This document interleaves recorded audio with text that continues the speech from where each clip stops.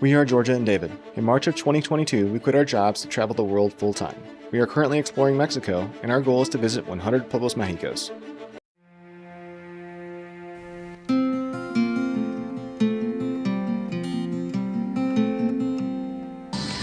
Welcome to the Pueblo Mágico of Xilitla. We are super excited to be here, and not just because it's our 90th Pueblo Mágico, but because it is known for beautiful waterfalls, amazing gardens, and delicious food. We're going to take you along as we explore it all, and if you stay tuned to the end, we'll give you a detailed cost breakdown of all our expenses and a tour of our hotel.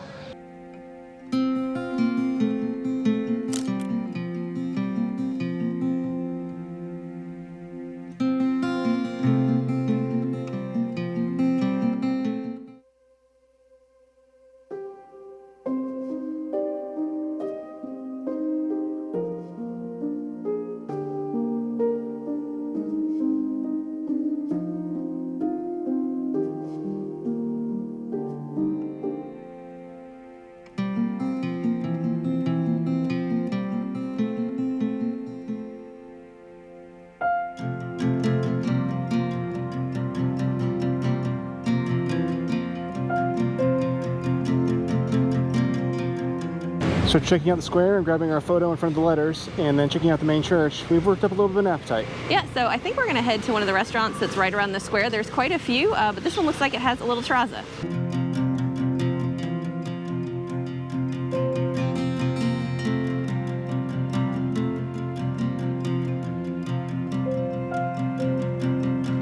We just finished up our lunch at La Huastequita. The food was good, but the micheladas were great. Yeah. We both got mango.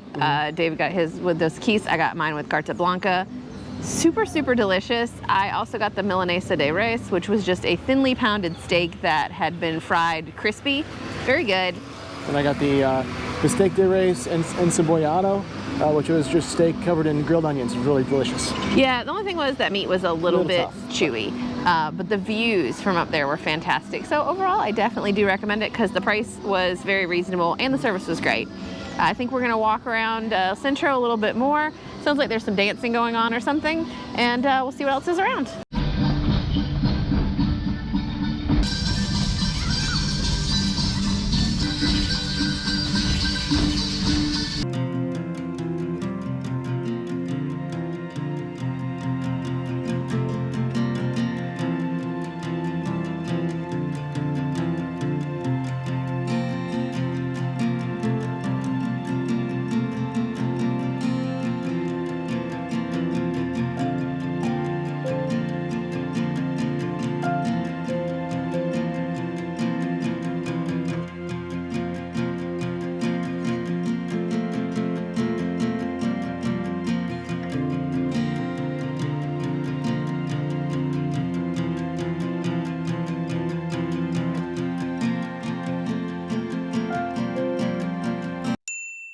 So we got up bright and early this morning to head out to Las Pozas. This Surrealist garden was created by the British poet Edward James, and it is like the most popular thing to do here in Xilitla. So we were actually able to purchase our tickets online.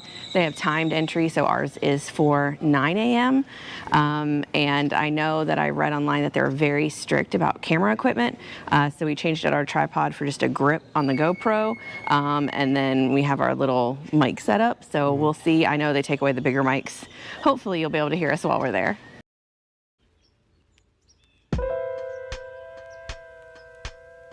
So we just found out we have to have a guide. Yeah, it's a little disappointing because I had watched some older YouTube videos, and people had spent a couple hours like walking around, taking photos, exploring on their own. I think there was even a part that you could swim in near the waterfall, and apparently you can't do any of that anymore. So we'll see.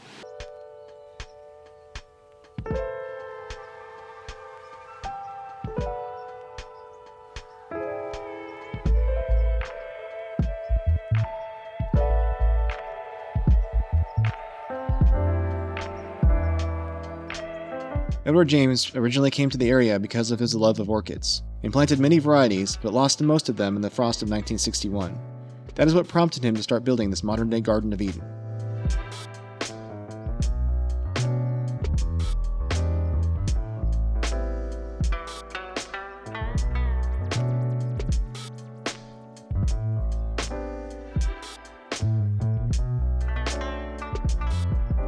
Las Pozas was built between 1962 and 1984 when Edward died. After his death, it was left to his lover and opened to the public in 1991 when he passed away. In 2007, it was sold for $2 million to a foundation that still runs it today. That was a bargain because it cost Edward James over $5 million to build.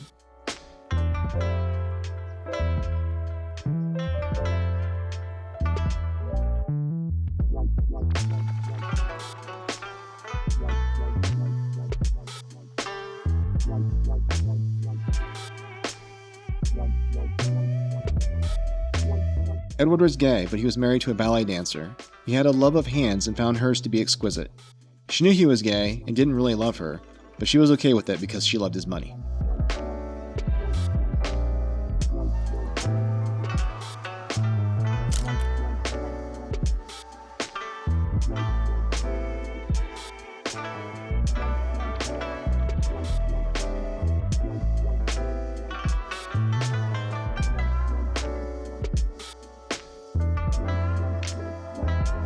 Las Pozas was filled with symbolism, a lot of which referred to the Freemasons. There were also references to buildings in India, the Great Wall of China, Machu Picchu, and the Temple of Angkor Wat.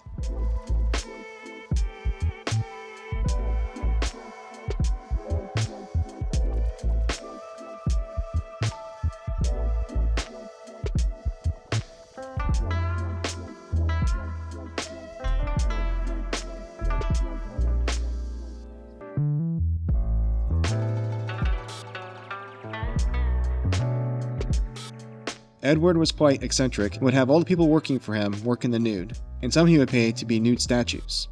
The only woman working for him was a cook, and the rest were men. He also collected exotic animals for his private zoo.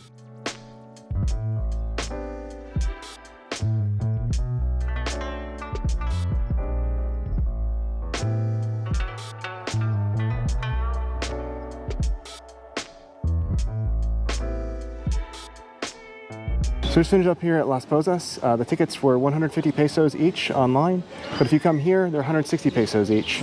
You also need a guide, and the Spanish guide is 30 pesos per person. And we were really lucky. We ended up getting a private tour, and we paid the Spanish price, but we got it in English. Yeah, so that was really nice. I think he just kind of wanted to practice his English. And obviously talking about all this like surreal art stuff, I think some of it probably would have been lost in translation because our vocabulary is a little limited when it comes to Spanish. But overall, it was very informative. We learned a lot about Edward James and his life and all the connections that he had to people like Dali and Walt Disney and Frank Lloyd Wright, the architect. So super interesting guy, lived a very weird life and left behind a very beautiful legacy. There is a waterfall that is just up the street here, so I think we're gonna go check that out next.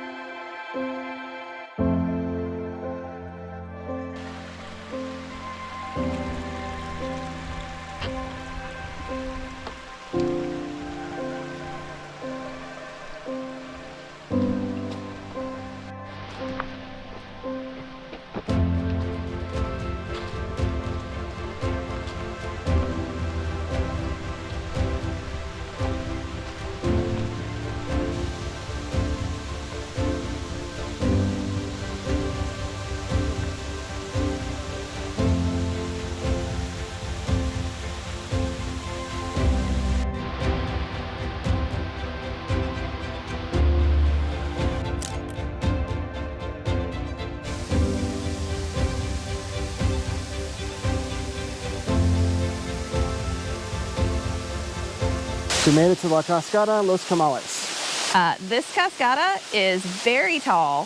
Obviously in rainy season it's a bit more impressive, but we have the place all to ourselves, so we absolutely love it. You can actually swim here. The entrance fee is just 75 pesos per person, and they have their own little parking lot out front. For parking is 50, but we just kept our car where we had it for the Edward James Gardens. Definitely recommend coming here. We did learn that this is actually part of Edward James' estate as well, and that the installations here are some of the last works done before he died.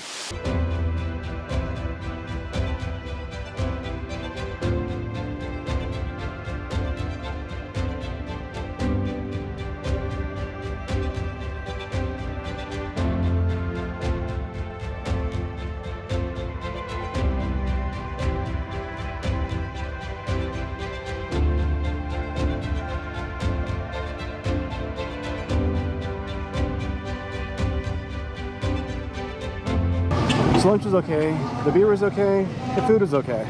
Yeah, the whole experience was kind of meh.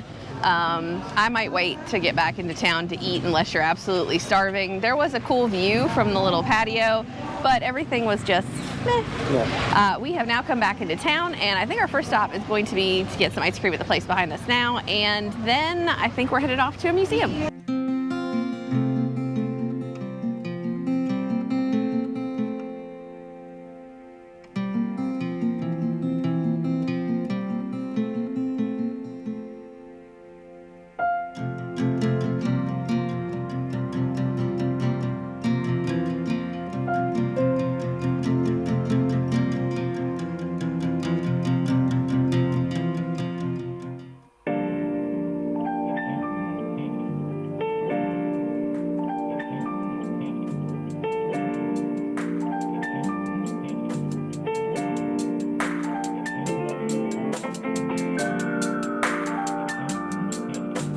We just finished up in Leonora Carrington Museum. Entrance was 50 pesos per person, but we weren't allowed to record in there. We could take lots of photos though, and if you watched our San Luis Potosí video, you know that we visited the Leonora Carrington Museum there, which was much larger, and we were able to record.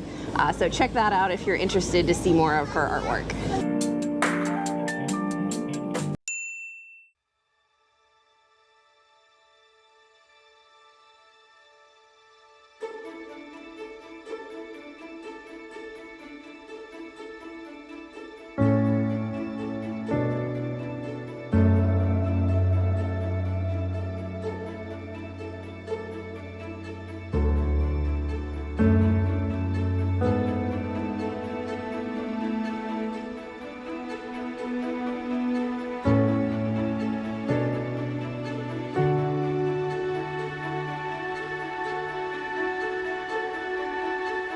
This morning we drove about 20 minutes to Hotel Tapasoli. This hotel, while located a bit out of town, is an awesome place. We saw a YouTube video on it, and basically they have created little like burrow hotel rooms, kind of like the Hobbit's homes in the Lord of the Rings. So we have come here this morning to have breakfast. You can come to the restaurant. You can't go directly into the area in front of the rooms, but you can get a great view of them. The minimum consumo is 150 pesos per person. You pay that at the front desk, and then they escort you down to the restaurant because they don't want you wandering off and disturbing the guests. But the views here are beautiful, and I would definitely say it's worth a visit when you're in the area.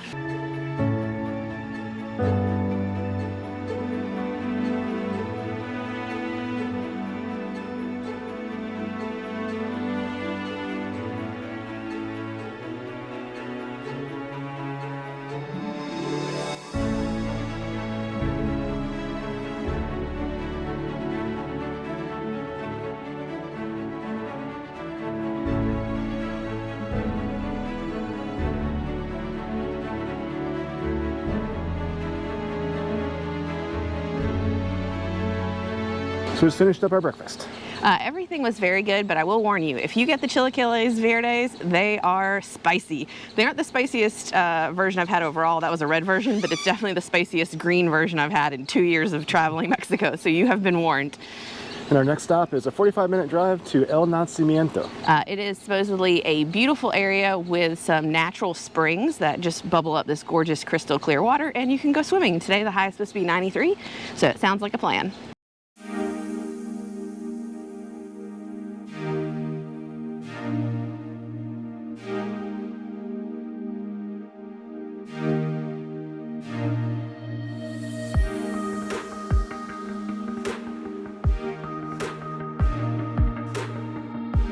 So we made it to El Nacimiento.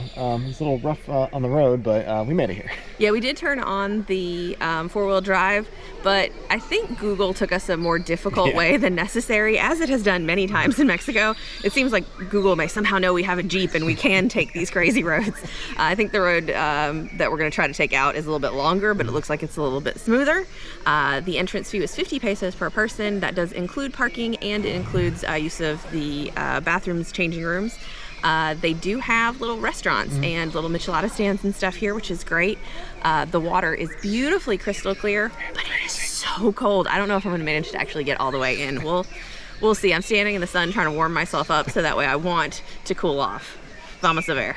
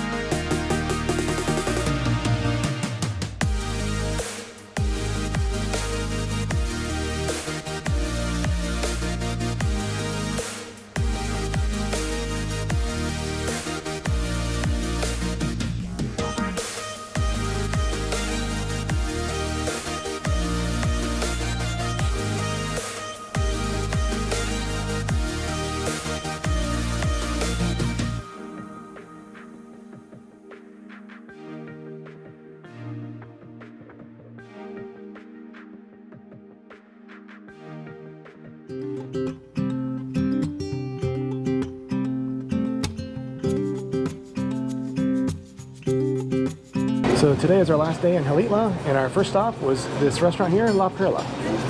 Yeah, this afternoon we're heading to Ciudad Valles to check out all the waterfalls. We're actually going to be staying there for 11 nights. Breakfast here was great. I got the enchiladas huastecas. David got the enchiladas positanas, which were delicious. I definitely recommend his option. The Cafe de Olla was also good, and the price was quite reasonable. This town really comes alive on Sundays. They have a bunch of stalls set up, and apparently they have a huge dance festival going on in the afternoon to evening. Unfortunately, we won't get to see that, but we will check out some of the stalls before we leave.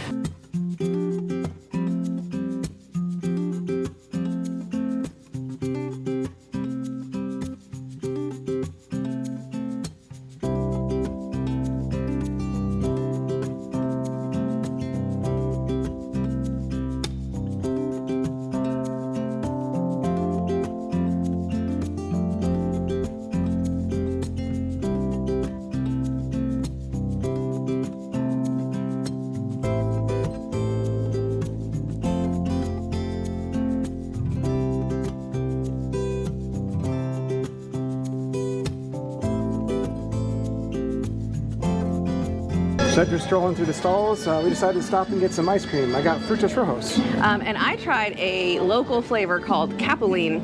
It's also referred to as Mexican cherry. I thought it tasted like a cross between blueberry and cherry. It was very delicious, and I also got a scoop of the Frutos Rojos as well.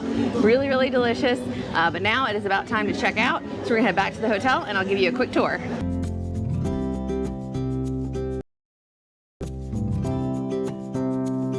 As you can see, they have a cute little garden area.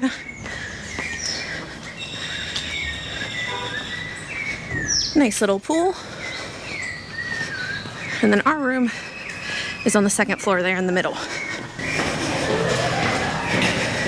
And this is our room. You can see we had a nice king-size bed, 2 built-in nightstands, AC unit, some closet space, little table for storage, good sized TV, full length mirror, and our own little balcony, and then very basic bathroom. Overall, it was a great location.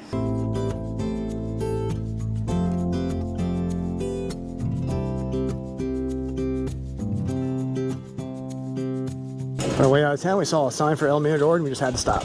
Yeah, these views are fantastic. Highly recommend stopping. They also have some letters that you can take a photo in front of.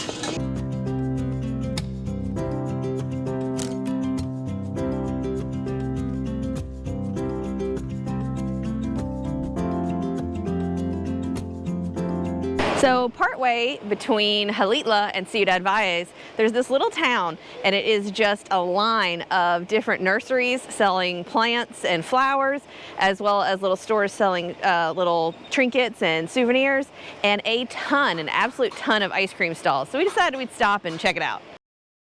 And now for the cost breakdown for our 3 days in Xilitla. That hotel set us back $216.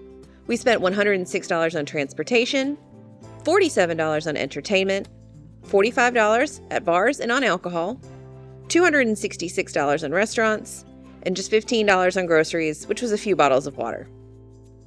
That grand total? $695 or $232 per day. Thanks for watching, and as always, if you have any questions, comments, or suggestions, please leave them down below.